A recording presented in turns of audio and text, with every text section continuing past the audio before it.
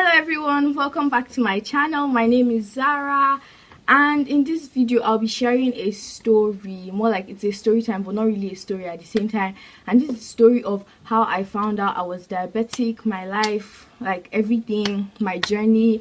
So before we get into this video, please make sure you subscribe if you haven't already, like, comment, share and everything.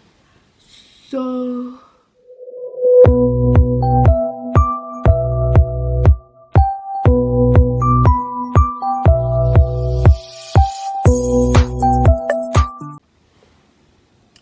getting into this video, I would just like to say that I have been diabetic for 5 years, getting to 6 years I think, since I was 8 and I'm 14 now, and I've never really shared this story as a story to anybody. People know me with it, like I have friends that know and everything, but like I've never sat down to tell it as a story.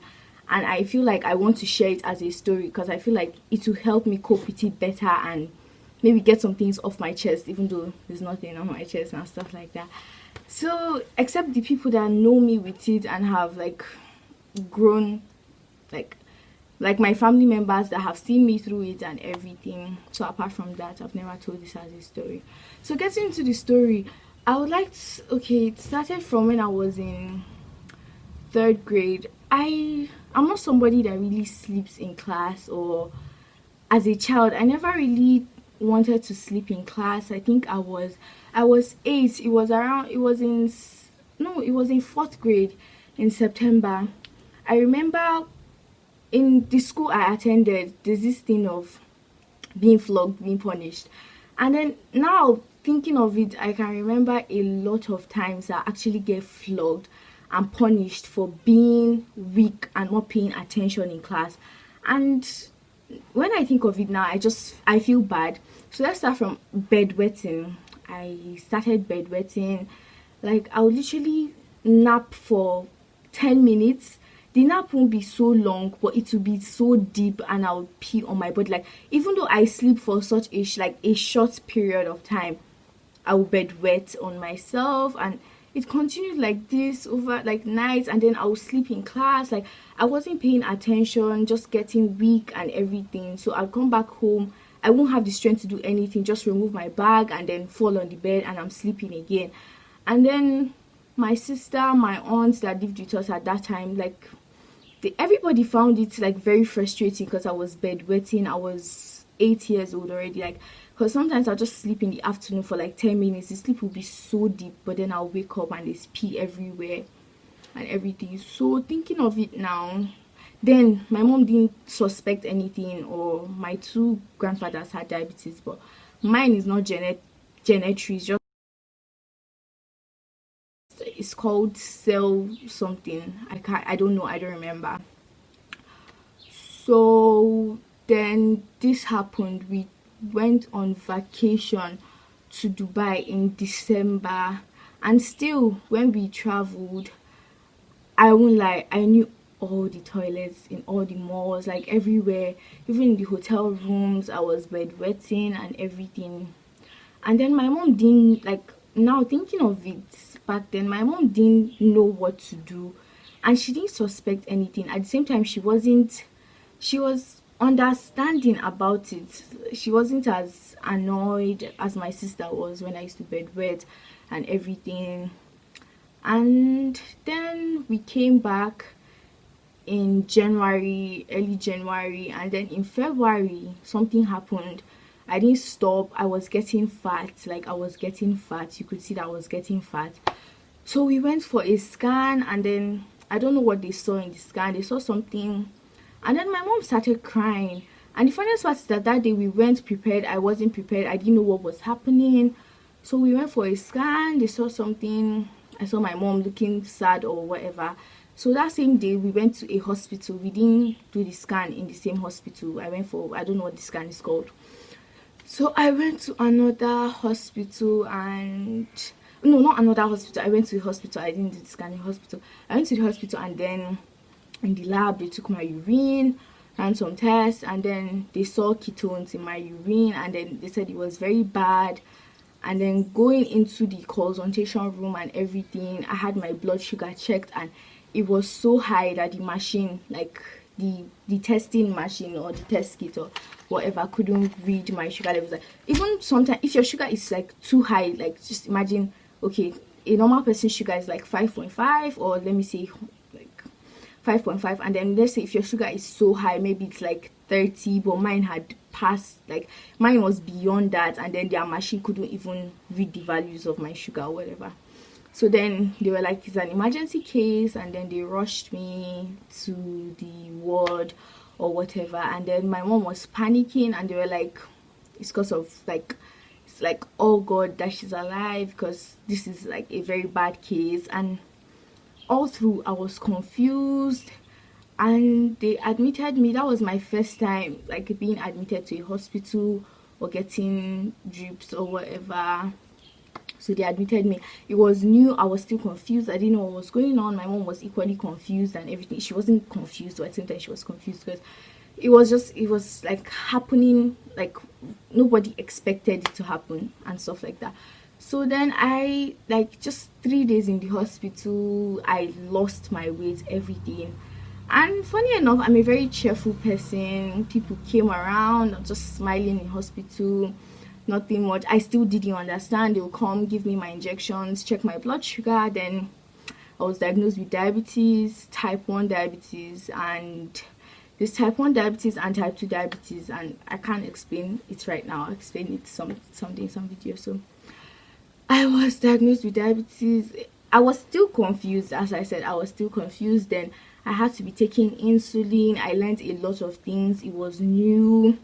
My stay in the hospital, I didn't understand, but I just kept like obeying my mom, and she'd be like, okay, this is what happened, and I'll ask questions. Like I wasn't shy or anything. I asked a lot of questions. So I think I spent 6 or 7 days in the hospital, and then I got discharged, and that was in February. Everything. So back to school, I had to learn. Like, I remember before I resumed school, during my recovery process, one day I followed my mom to her office, and then we were walking, and I was asking her, so like that means now injections every day. I was asking her, so mommy, I can't eat, like I was mentioning list of foods, and so can I eat this, can I eat that? Because it was hard, like, for everyone to explain to me as a child, and then I was still equally confused myself. I didn't understand anything. I didn't understand the concept of what it had to do with or anything. So I remember resuming school and going to school, and then with, like, everybody had their eyes on me. My mom, like, talked to the school authority, or I don't know.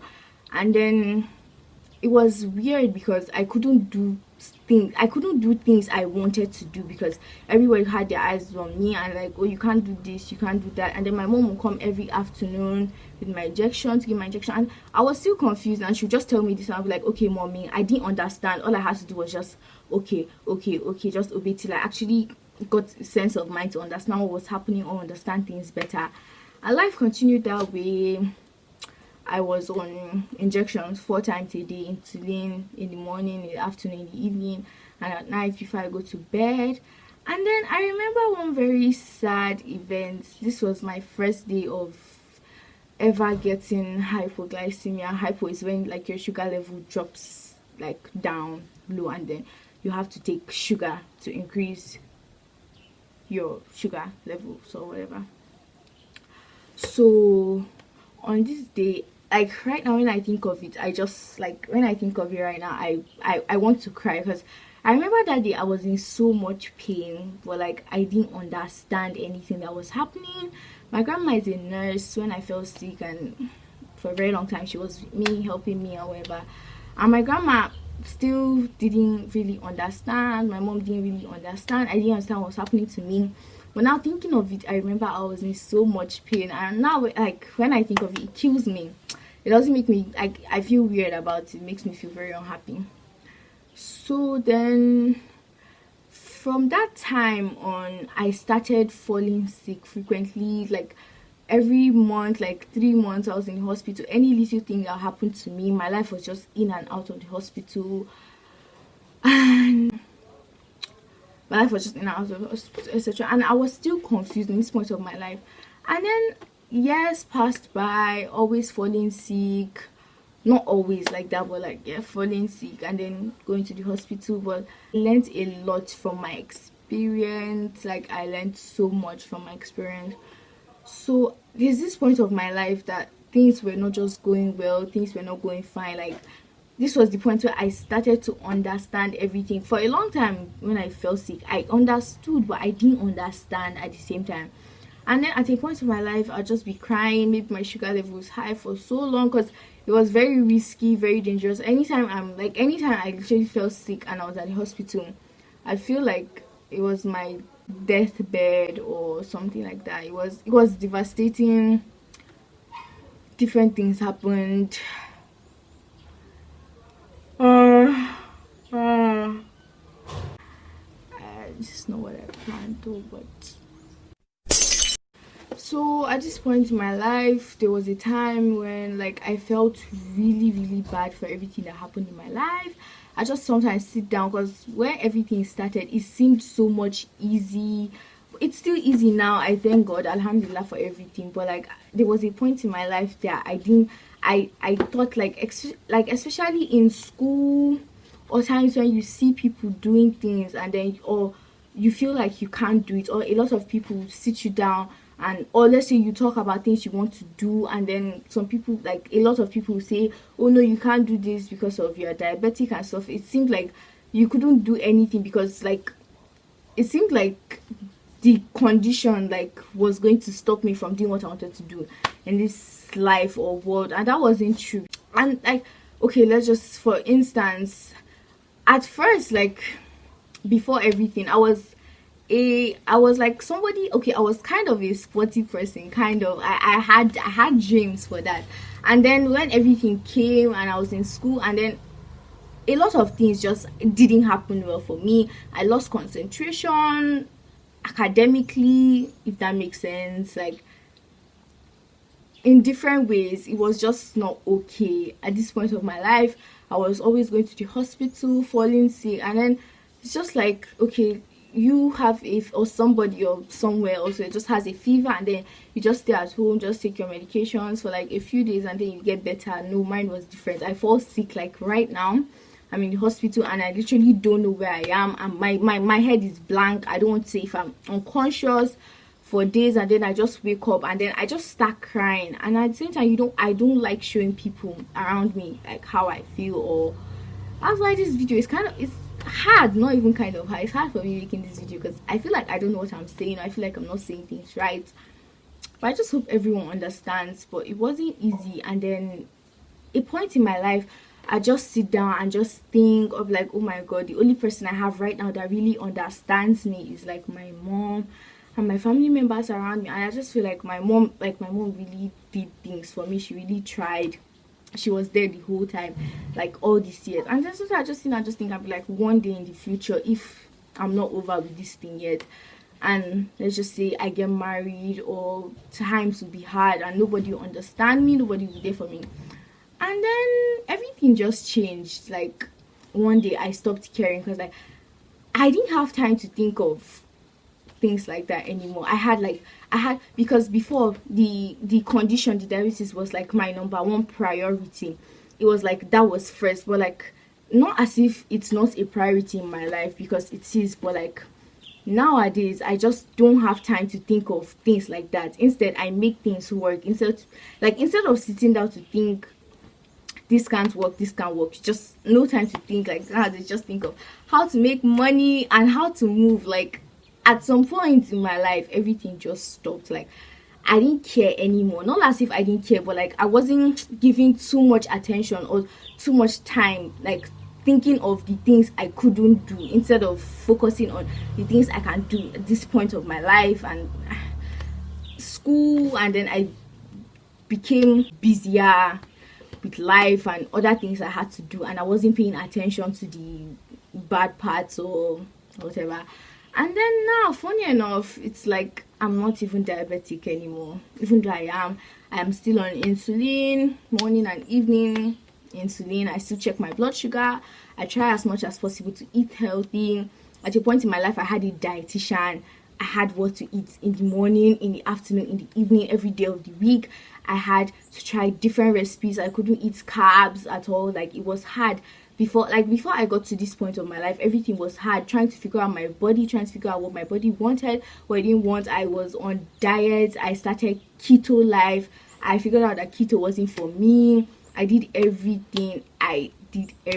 Tried different things, and I thank God for everything, honestly. But right now, I'm a very happy child. I'm happy.